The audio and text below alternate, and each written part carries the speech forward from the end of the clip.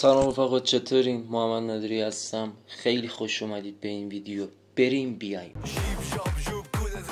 واسهتون چند تا گزینه آوردم برای توسعه مهارت‌های جدید. حالا اگه اینا رو انجام دادی که دادی، اگرم ندادی، شماره 1 دوره‌های آنلاین. ببین کن تو دوره‌های آنلاین رو شرکت بکن، منم شرکت میکنم، ولی هر دوره‌ای نه. دوره تریدر شدن نه،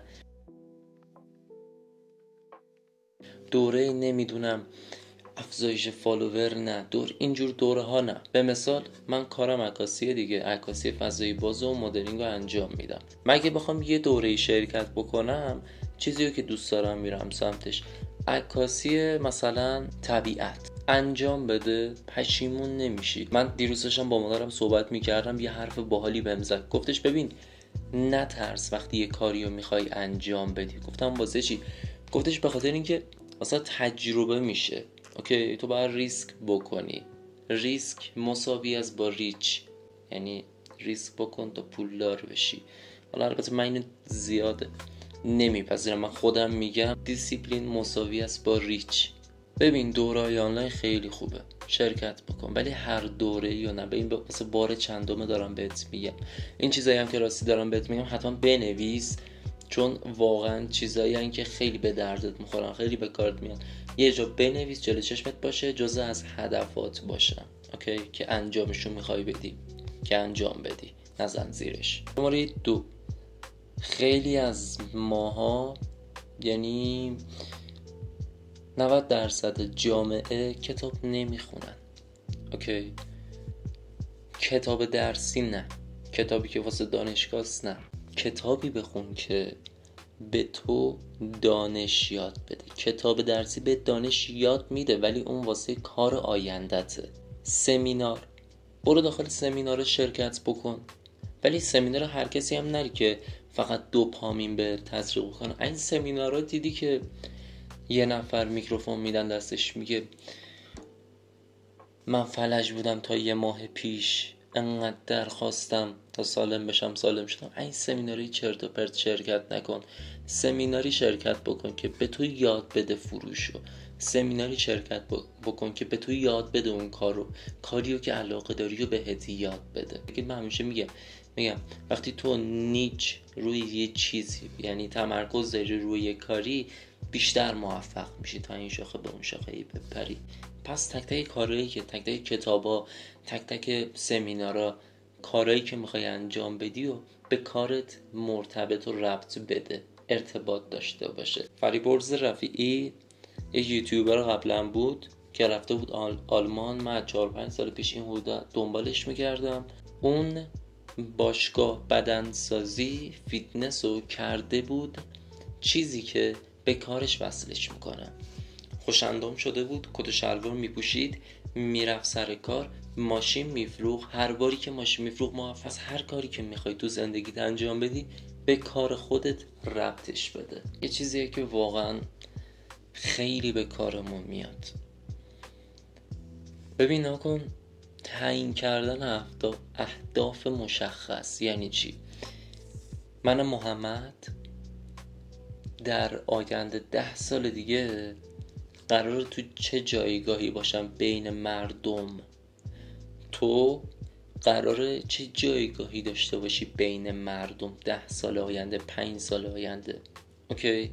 به این برنامه ریزی، هدف گذاری روزانه، هفتگی، ماهانه و سالیانه خیلی خوبه، ولی یه دونه هدف اصلی داشته باشی که 5 سال 10 سال دیگه من قراره به این آدم تبدیل بشم. اون میشه یه هدف مشخص. حالا بعضی هستن با این حرف من زیاد مخالفت میکنن، میگن نه، آدم باید با هدفهای روزانش جلو بره، با هدفهای هفتگی و ماهانش جلو بره و پیشرفت بکنه. ولی حالا یه نظر من اینه که تو 5 سال 10 سال دیگه خودت کجا میبینی؟